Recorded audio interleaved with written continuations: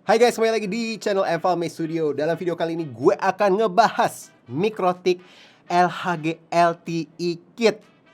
Apaan tuh? Buat yang nggak tahu pasti bingung itu apaan.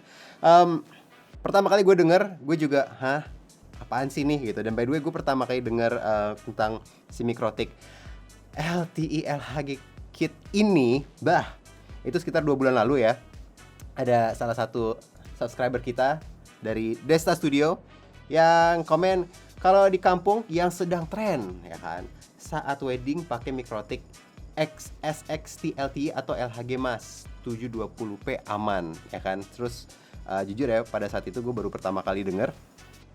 Tapi akhirnya ya gue googling ya, gue ceki-ceki online dan gue langsung ke official shopnya Mikrotik di Tokped. Nah ini dia barangnya, penampakannya seperti ini. Pertama kali gue lihat, buset, udah kayak parabola nih. Kayak gimana sih, ini fungsinya kayak gimana nih. So terus ya mungkin gue baca-baca sedikit ya di deskripsinya ya kan. Di sini adalah info-infonya tentang produk ini. Nah jujur, gue kalau denger nama Mikrotik yang nggak tahu kenapa ya, karena mungkin gue bukan orang IT segala macem. Gue kalau denger ya nama Mikrotik tuh sudah mulai ribet-ribet gitu, gue mikirnya, aduh ini apaan nih, ini ribet gak nih makainya nih. Dan lagi pula, gue tanya-tanya ya ke beberapa teman-teman yang paham, sempat tanya ke grup FB kita juga. Dan basically ini adalah sama kayak gini ya. Modem. Ya, ini adalah modem, dalamnya ada SIM card, bisa digunakan dengan beberapa provider yang Mikrotik yang LHG ini kebetulan kalau info dari official shopnya itu hanya bisa untuk menggunakan Telkomsel, XL, dan Indosat ya, 3 provider tersebut. Tapi intinya mirip dengan modem biasa, cuma bedanya adalah kalau modem biasa itu seperti ini ya, kayak XL Go ini, dia itu kan bisa WiFi ya, kita bisa connect langsung ke modemnya gitu, beberapa handphone, laptop bisa connect ke sini. Nah, kalau ini 11-12 kan ya ukurannya. Kalau si LHG ini dia tidak ada fitur WiFi-nya ya. Jadi dia dimasukkan SIM card juga. Nanti kita akan unboxing dan gua akan nunjukin ngerakitnya gimana. Dia dimasukkan SIM card juga. Ini kita menggunakan XL. Kemarin kita untuk testing. Dan dia kemampuan menangkap sinyalnya nih, ceritanya nih jauh dibanding ini nih, si kecil ini nih. Jadi dijamin lah, lo kalau pakai si LHG ini nih, dia bisa menangkapnya, pertama jaraknya lebih jauh untuk menangkap sinyalnya dan lebih stabil. Pokoknya overall secara kemampuan dibanding modem biasa, dia jauh lebih powerful lah, lebih strong. Ya kan? Jadi ini cocok banget buat kebutuhan streaming di tempat-tempat yang tidak tersedia mungkin koneksi yang cepat ya, dalam arti nggak ada provider kayak Biznet atau IndiHome yang kenceng. Bermasalah, kalian bisa turunin ini nih, si LHG ini untuk nge-substitute, untuk ngeganti koneksi yang jelek ya. Nah, jujur sih gue udah agak lama pengen beli ini LHG kan ya, tapi kan harganya lumayan banget seperti kalian tadi, sekitar 2,6 juta. Dan gue mikir ya, gue streaming juga nggak jarang-jarang juga pakai modem. Nah kemarin pas mulai ya kan WFH semuanya, production kita juga streamingnya jadi banyak yang talk show ya. Mungkin kalian semua juga tahu lah, sama mungkin teman-teman PH juga dapat banyak jobnya yang seperti itu, call dari Zoom atau Vmix Call atau Wirecast, apapun itu. Banyak sekali production yang membutuhkan banyak orang yang telepon ke satu lokasi. Contoh nih, gue kan di control room, gue akan ngasih link ke beberapa speaker, KOL, artis, mereka masuk, mereka call, terus kita streaming ke Facebook, YouTube, dan segala macam. Nah masalahnya adalah, oke, koneksi kita di sini nih, di studio, di control room ini udah bagus untuk streaming ya, udah bagus banget. Dan kalau nggak percaya koneksi kita bagus nih, gue mau speed test buat nunjukin. Ini nggak pamer ya, ini sumpah nggak pamer ya.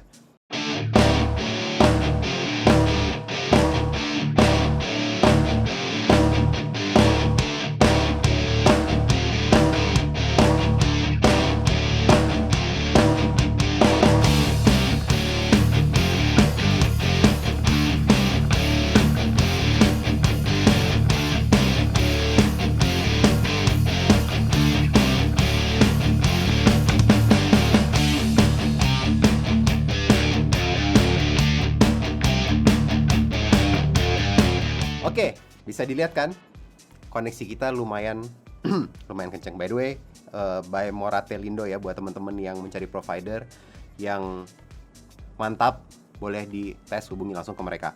Nah, koneksi kita udah bagus untuk streamingnya. Cuman masalahnya karena semuanya itu remote, ya kan, kita productionnya jadi kayak si artisnya, si talentnya itu mereka call itu, atau si expertnya itu call dari rumah masing-masing. Ya percuma juga kalau koneksi kita bagus tapi koneksi mereka kurang bagus gitu ya kan, koneksi mereka agak-agak ngedrop segala macem. Ujung-ujungnya yang bukan yang disalahin sih, jadinya nama kita yang production kita ini kan production kita, outputnya tuh dari kita sebagai PH-nya, dan jadinya kok kayak nggak maksimal gitu kan, karena hasilnya nggak maksimal karena ada yang patah-patah segala macam. Padahal ya gimana kan, bukan salah kita juga karena tergantung koneksi masing-masing yang berhubungan dalam produksi ini. Nah, akhirnya karena gue capek dengan terjadinya hal-hal seperti itu, ya kan, kita beli nih, kita cobain, dan ternyata emang mantep banget. Jadi kira-kira flow-nya kayak gini. Kalau kita mau ngadain talk show atau apa, kalau misalnya kita kan di Jakarta ya, jadi kalau talentnya ada di Jakarta apa, kita tetap kirim tim ke sana buat standby, buat ngejagain koneksinya ya. Jadi standby di sana, kalau misalnya koneksinya bagus ya udah oke, nggak apa-apa pakai koneksi di rumahnya si artis atau gimana. Tapi kalau misalnya kurang, langsung kita colok LAN ke sini ya kan. Ini bisa ditaruh di tiang gitu di luar, set ya kan, bisa diarahin gini ya kan. Nah udah gitu langsung ke laptop yang digunakan untuk si callernya itu. Dan kalau kalian mau lihat hasilnya seperti apa, ininya ya, koneksinya, speed testnya ya, ketika menggunakan kemarin kita, ini real onsite kemarin kita gunakan untuk syuting. Ini dia guys, screenshotnya kemarin ya, dan ini di daerah Cibubur ya, by the way. Ini providernya XL. Dan ini speed test, ketika kita speed test ini hasil yang kita dapat. Dan ketika kita juga melakukan proses syutingnya, bener-bener lancar, stabil ya, nggak ada putus-putusnya, nggak ada suara robot-robotnya, gambarnya stabil dari awal sampai akhir. Dan itu lumayan ya, dari persiapan sampai live-nya itu sekitar mungkin 2 jaman ya total, dan itu lancar banget. So awalnya ya, gue agak-agak kayak, aduh ini apaan sih gitu kan, kayak modem apa sih segala macam, terus apa emang jauh beda banget apa sama modem biasa segala macam. Tapi ternyata guys, worth it banget. So terima kasih buat teman-teman yang udah ngerekomenin beli si Mikrotik LHG ini ya. Terima kasih banyak. Dan buat teman-teman yang butuh solusi untuk di lapangan ya, atau di area-area yang tidak tersedia wifi yang bagus, wifi maksudnya dari provider yang menggunakan fiber optik ya, seperti First Media dan lain-lain, Bisnet ya, ini boleh banget dicoba ya, recommended banget. Dan sekarang tentunya nggak cuma sampai di sini aja videonya. Sekarang gue akan unboxing dan kita lihat kalau kita beli apa aja sih isinya, dan sekalian gue akan tunjukin cara ngerakitnya seperti apa. Ini dia barangnya guys. Boxnya lumayan besar ya. By the way, ini bukan unboxing beneran ya. Ini sudah pernah kita buka, sudah pernah kita pakai. Cuman setelah kita pakai untuk live streaming, kita balikin lagi ke kotaknya biar rapih.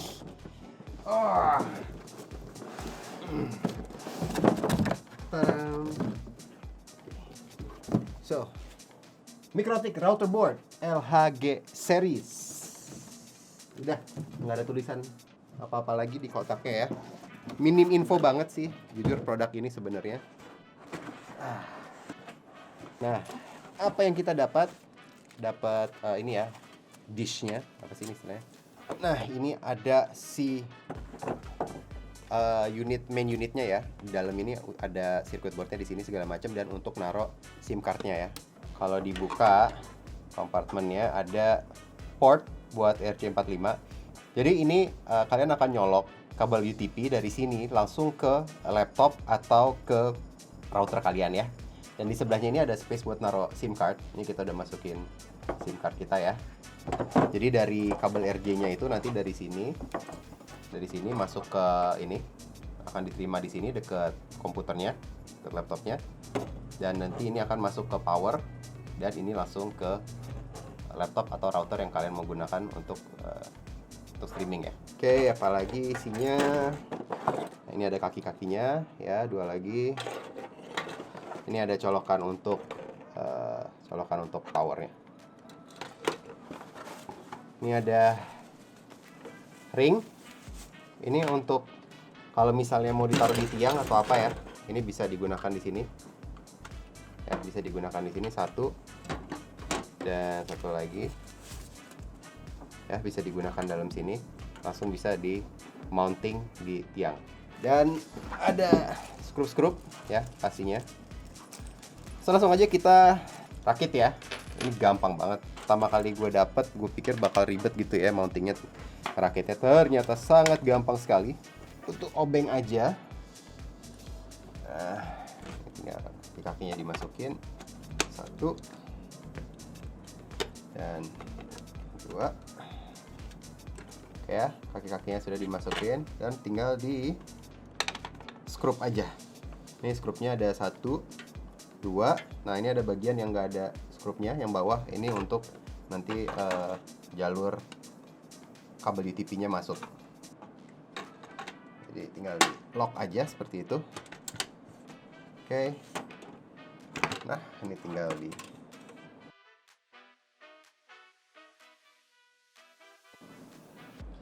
satu lagi.